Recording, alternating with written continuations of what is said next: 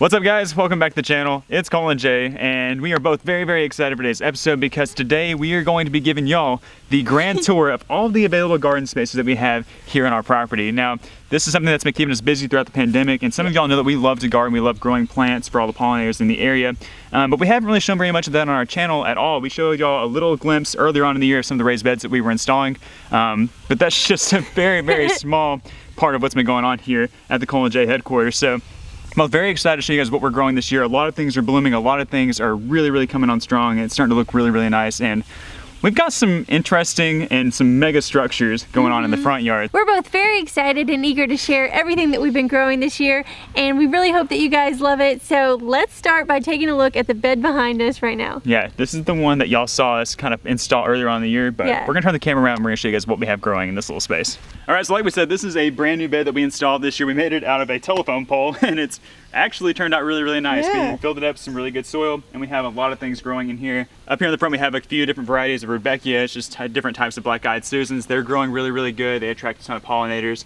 And then over in the corner, we've got some coneflowers. And then here in the middle, we have some bee balms. These have already kind of bloomed out, but they're really cool. Right here, we have some garden phlox. You know, a ton of pollinators love this. This one's kind of weird because the leaves kind of crinkled up kind of weird. I'm not really sure which causes that, but as you can see, it's fixing to bloom. It makes these big, beautiful blooms to the top of the flower. They smell good. And like I said, butterflies and just everything that you want to see in your garden just freaks out about it. And then in the back, we have our grand champion Mexican sunflowers. This has got to be my actual favorite thing that we grow here. Butterflies freak out about it. It's beautiful. It has nice, lush green foliage. These beautiful orange flowers. And this one's really crazy because it's a double. It's like a Siamese twin. Look at that. They're conjoined, and like a lot of these branches on this on this individual plant are like that. So I think we're gonna have a bunch of doubles. But really cool. We have orange ones, we have yellow ones, and we'll show you some of these as we continue to go on the tour. All right, guys, we've got our little garden mascots out here. We've got Buggy and we've got Junebug. They're out here helping show off the flowers. We had to put all these fences up so that we can keep the flowers safe. That's a new addition this year. We didn't have these things fenced in last year, and the dogs would run over and trample most things we have planted. This spot especially, so I'm glad that it looks really good this year and that we have this fence up because this is one of our milkweed patches. And for those of you that don't know, we plant milkweed to help support monarch butterfly populations. You know, milkweed is the only host plant that monarchs can lay their eggs on and the larvae can feed on. So we have several different varieties of milkweed planted back here. We have the tropical milkweed, we have balloon milkweed, and we also have common milkweed. So we have some other varieties out in the main garden, but these are a couple ones that grow nice. They have a bunch of leaves, they put on a lot of beautiful flowers, and the monarchs and other pollinators just go crazy for them. So we're really excited about this space here. Also here we have a native plant called a Joe Pye weed, and it looks fantastic. I mean, look how bushy this guy is, and it's got buds.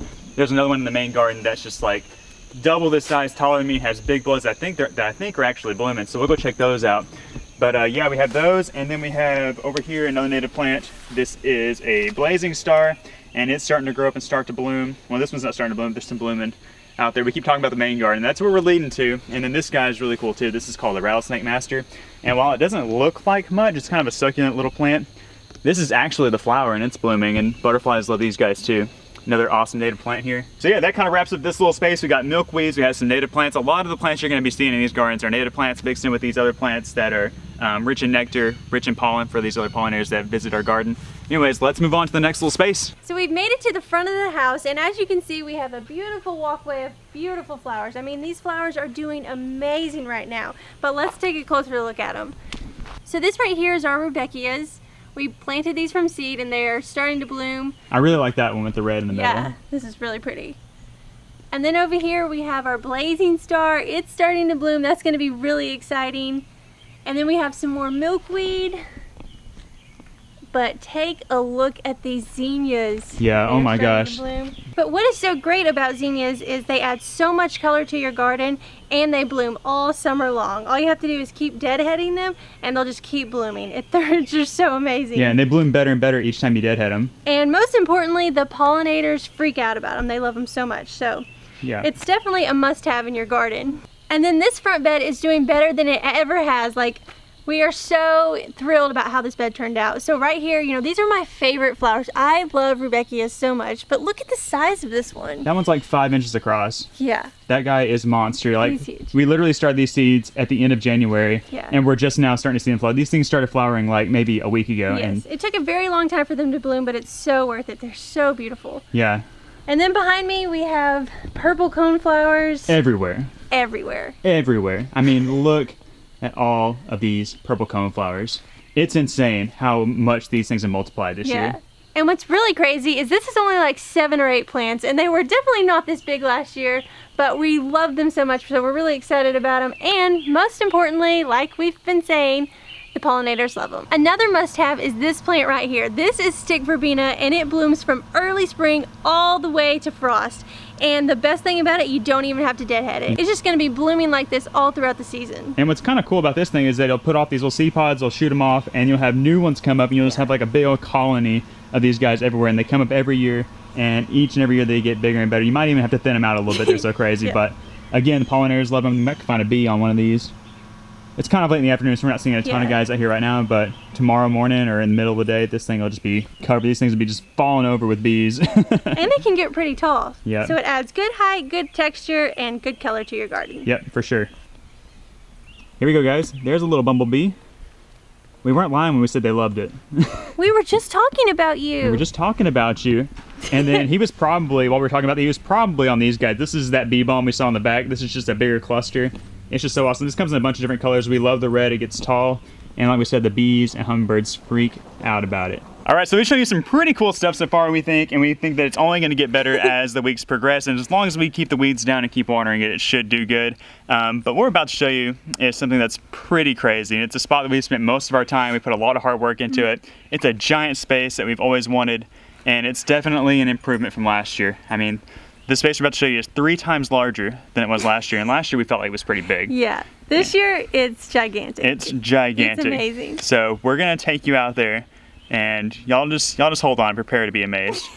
We think it's amazing. We hope you guys think it's amazing as we do. Welcome to our main bed, our gigantic butterfly garden. This is what we've been working so hard on all year long. Let's take you inside this space and show you what we're growing.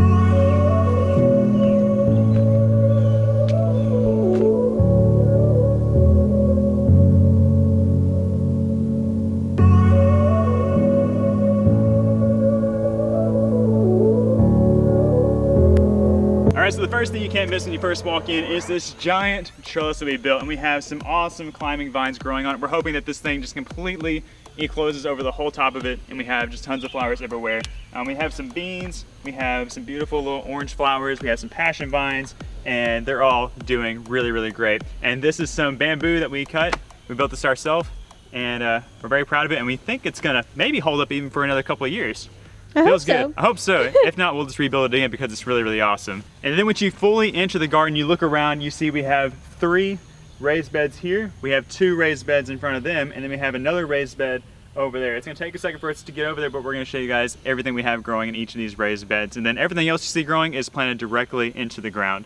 Starting right here in this raised bed, we have this really cool minty plant. It's called a Texas hummingbird mint. This is a new plant for us this year, and we've just seen bees and hummingbirds just absolutely freak out about this thing. Back here, this is the start of our sunflowers. We have sunflowers scattered all throughout the garden, but this is a variety that we haven't planted before. It's called Magic Roundabout. They are growing really good. They reach their max height. They grow like 6 feet tall.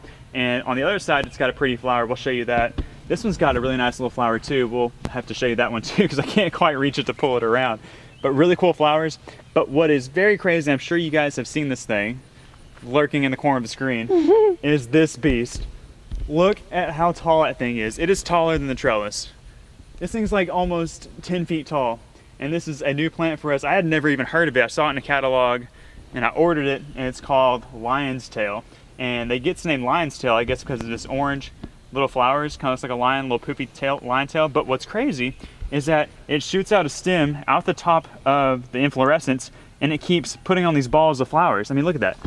Flowers, stem, ball, stem, ball. It's like super crazy, and it's just so massive. I had no idea this plant was gonna get this big. A complete shocker plant. This has been like the most showy, most eye-catching thing in the garden so far this year, and it's definitely something we're gonna grow again. Actually, I think it reseeds, so it's gonna come up irregardless. Irregardless. I don't know if irregardless is a word. Regardless. Regardless is the word.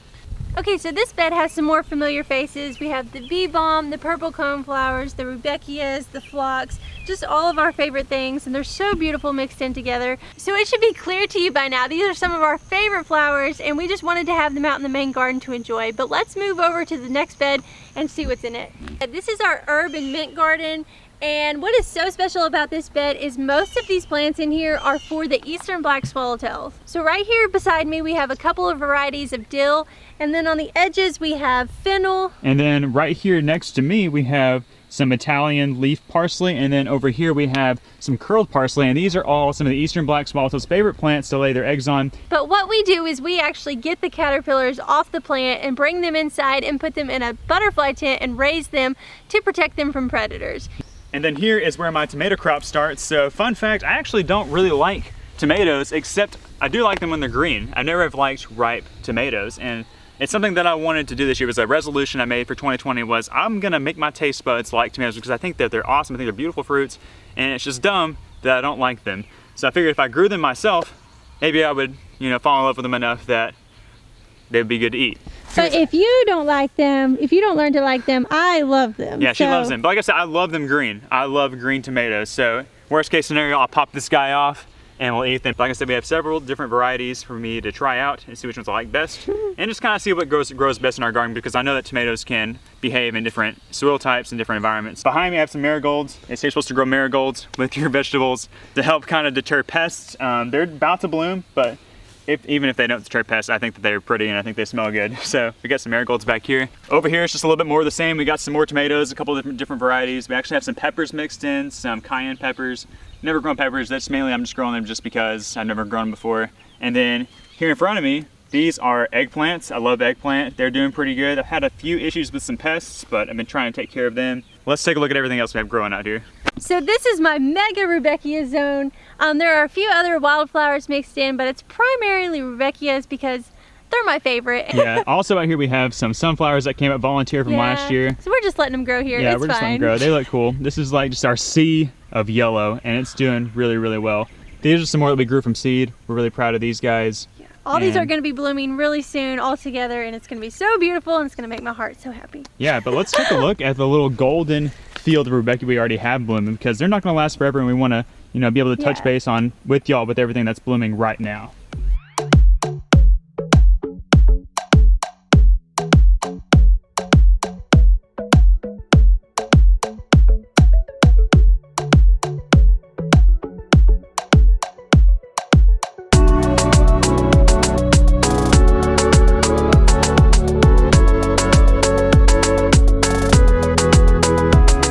Before we leave the rudbeckia zone, I almost forgot to show y'all my favorite variety of the rudbeckias, and that is the Rudbeckia maxima. This is my first year to have this plant. I've been wanting it for a while, and I'm super excited about it. It's probably one of the things I'm most excited about growing this year.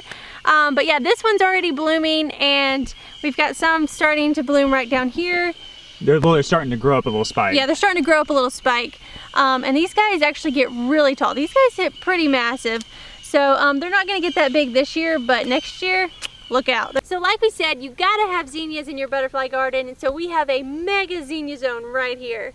And it's gonna be so beautiful when they're all blooming together.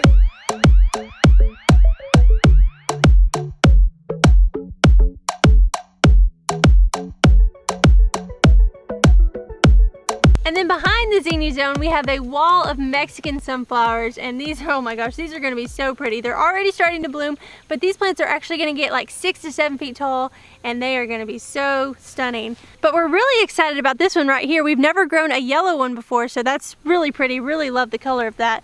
But yeah, like I said, these are gonna get really tall, and they're gonna be so beautiful, and butterflies freak out over them.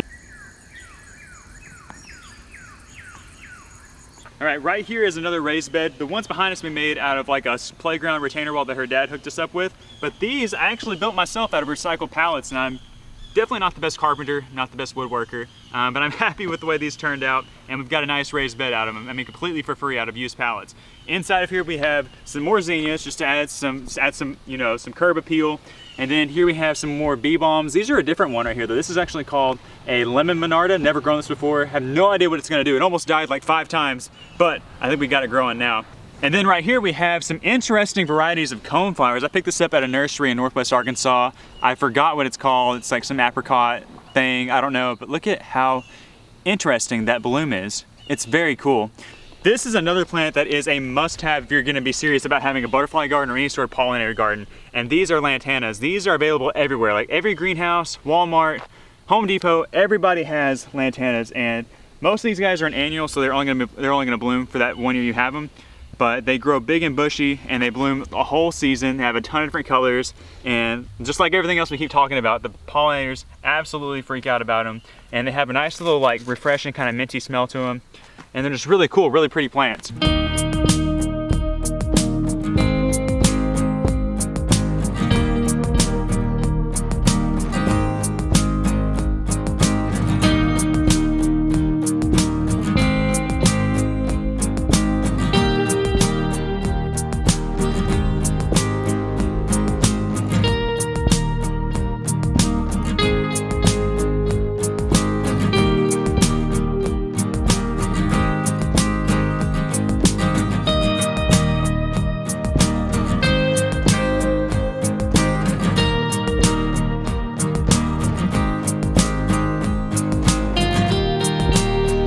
And then like you've seen in some other spots, this is some more milkweed. This is our main supply of milkweed. This is where we have the most action from monarch butterflies. By the end of the year, this will probably all be chewed down from all the caterpillars. And every year we have a great success raising caterpillars on this milkweed. I mean, they just love it. And this is called, like I said, this is the tropical milkweed.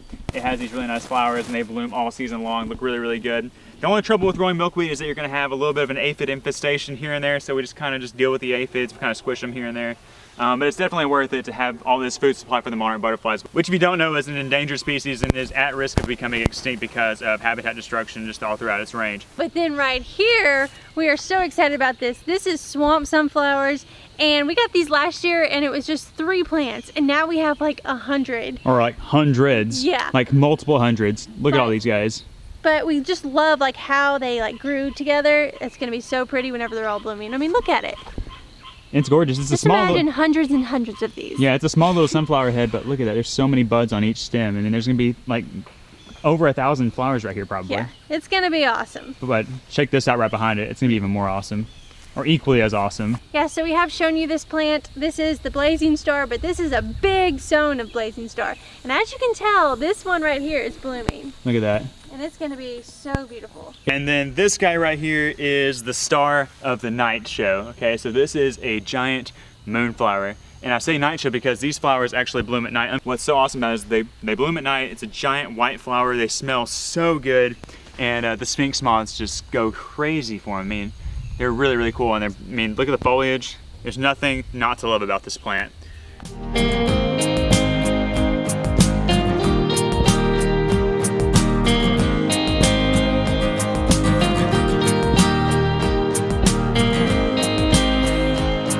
We ran out of daylight. We didn't expect our garden tour to take that long, but we have a lot of plants and we think we pretty much showed everything to y'all.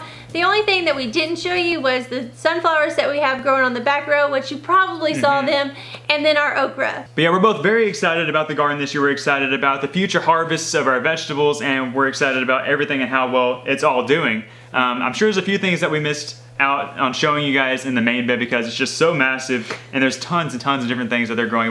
We may not even know some of the things that are growing out there, honestly. We've thrown so many different seeds and different plants out there.